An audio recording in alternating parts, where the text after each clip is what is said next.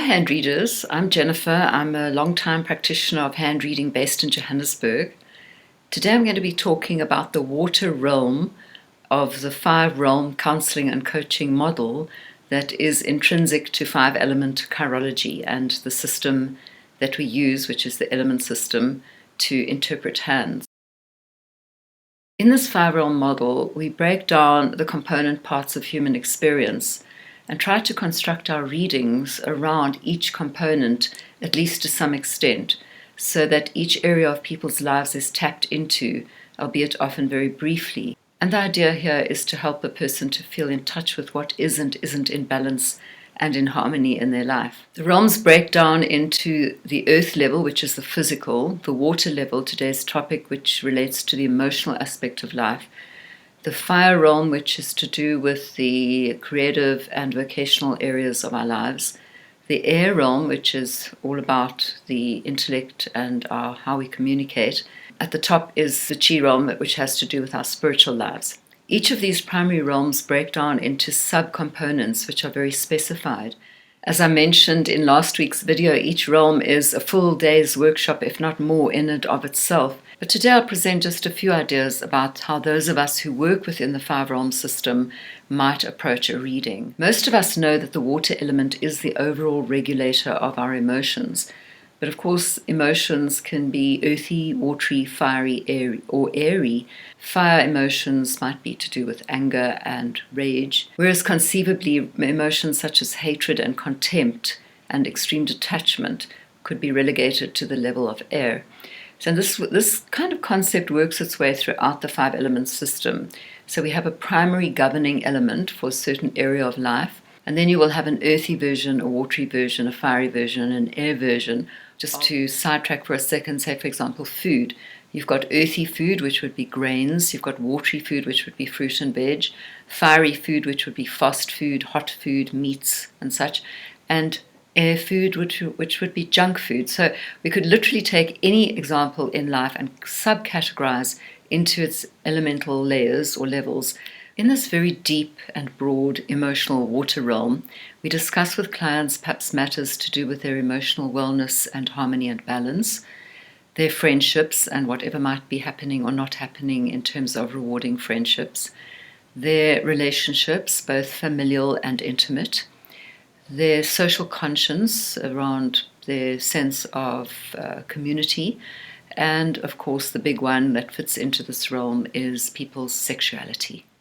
Now, for me, when I'm doing my readings, these themes that I'm going to be explaining in a moment emerge for me from various markers on the hands. They are like portals. I've used this concept many times.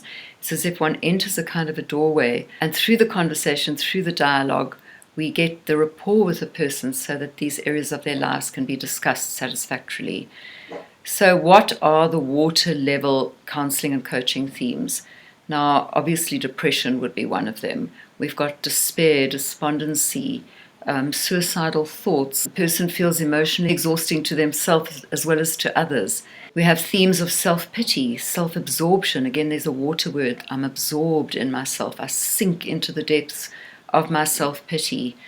Feelings of the more I give, the less I get. It's a common theme for people who come to see me. Feelings of being taken for granted. Then there's loneliness, feelings of being abandoned. Abandonment is very tied into the principles of the water element because water always seeks water. One of the primary principles of water is cohesion. There's that need to connect. Then there's feelings of insecurity, feelings of I'm less than, in other words, inadequate, not good enough. There's the big topic of forgiveness. Forgiveness is very much governed by the water element and its adaptability, its ability to give way rather. And also feelings of shame and the shadow and the rejected parts of ourselves that we deem so unlovable. Then there's the victim and the martyr and the person who manipulates through weakness, who receives some sort of payoff through manipulating through weakness. And then there's idealism, people who want it perfect, people for whom nothing is ever good enough. Idealism is governed by water. Another theme that comes with certain clients is entitlement, their sense of they have a right to have it better in their lives. And then there's narcissism and its flip side of empathy and codependency. questions of setting boundaries. For some people, striving for purity might be their source of pain and suffering. And then there's grief. Of course, this is a big one, and all readers are encouraged to have some reference as to how to counsel the bereaved. There's addiction that might fit into this category as well. And then, of course, the biggie, sexuality. So again, for this video today, I've chosen 3 samples, if you like, of how I access, or rather become aware of what is going on in the client's life. These are my personal entrees or signs or symbols in hands. They may not be yours. I always say there's no right and wrong in hand reading. It's always about the heart and what you as a reader feel intuitively is or isn't accurate.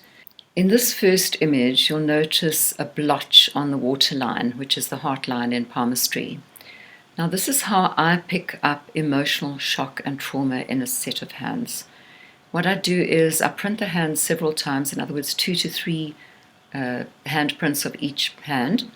And if this blotch shows up over and over again in each printing, then I basically see it as some kind of trauma. Now, the books talk about a star on a waterline being an indicator of trauma and shock in a hand. But in actual fact, a true star on a waterline is exceptionally rare. I don't think I've ever really seen a true star, in other words, with very clearly defined sections to it, or rather branches to it. But this is a marking which could indicate something very dramatic in the person's life. And from a time frame, it's impossible to really say, especially because in the element system we read qualitatively rather than chronologically. In other words, we're not that concerned with the past and the future as what we are concerned with what is going on in the client's life now and the impact of the past event in the present. The finger under which the splotch appears may also give some clue as to the type of trauma the person has endured. Perhaps the most common water emotion is depression. And in this image here, you see a very sloping airline. It's the headline in traditional palmistry.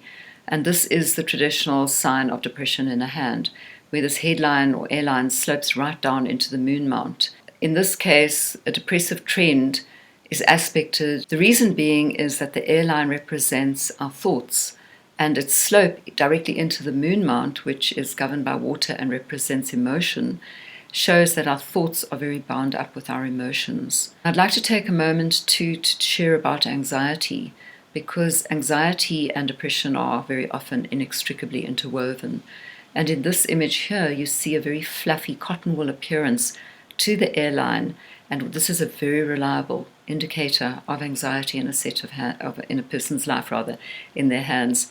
And this takes me into the conversation, into what they are suffering and experiencing in terms of the crippling web of anxiety, which is so common, and how they might be supporting themselves to deal with their anxiety and, of course, with their depression. The thing is, with depression in hands, there are very many markings, especially when combined together, definitely affirm that the person is a depression sufferer or has been. And often, of course, one can see it in people's faces that they suffer from depression. The third counselling and coaching theme that I thought I'd present here today pertains to sexuality. Of course, sexuality is a huge wound for many of us. And again, in the 5-element system, sexuality, while it's exalted on the water level, the water realm, because of the love aspect of it, you have, of course, earthy sexuality, which might be very sensual, for example, and repetitive or routine. Then you've got the fiery sexuality, which is obviously the more passionate. Then you have the air level type of sexuality, which could be kind of more neurotic or aesthetic or voyeuristic or unconventional. And again, there are many markers to do with sexuality in hands. The obvious one is the Venus mount. As a reader, you can very easily calibrate what the person's libido is like in the current time based on the size and shape of that and the texture of the Venus mount. There's also the baby finger, always a clue and indicator to matters to do with the person's sexuality. But for today, I've chosen this image here. And this is a lower minor waterline in a straight form. And what it shows is a craving in the person for peak experience. This line, which is known as the via lascivia in palmistry, generally relates to obsession and compulsion and addiction. And of course, there's a flip side, which I always talk about, relating to perhaps commitment and dedication and focus. So it's nothing all bad. But here, this is a person who perhaps thinks about sexuality a lot and who is someone who has perhaps explored their sexuality to quite a large extent. You have to weigh up, obviously, all aspects of the hand, and but I would urge you to have a little look out for this particular marking in a set of hands, and perhaps even you could share with me your thoughts about this feature. When working with people in the water realm, it's something that you might want to explore around, is the water adding to their inspiration? Is it adding to their sense of adaptability? Is their water element facilitating their flow? Or are they swamped, drowning, sinking? And this is a way to play around again with their water, with the element rather, and to see what's out of balance. And often people present with areas of their lives that are just more than we can, as hand readers, can actually handle. For readers who might feel out of their depth and swamped, it does help a client to feel supported when you refer them to someone perhaps who specializes in whatever it is that they present with, if within the context of your reading you can't take it further and you can't support them any further. If you'd like to know more about water, and for that matter any of the other elements, I've created playlists. So if you go to the water playlist, you'll find all the videos that I've made so far on the water element. A reminder that if you'd like to study with me, I've got 3 marvelous courses to choose from. I also offer very successful online readings. If you'd like to get in touch with me, you'll find my email address at the end of this video. Next week, I'll be talking about the fire realm in the counseling and coaching model. I look forward to seeing you then. Bye for now.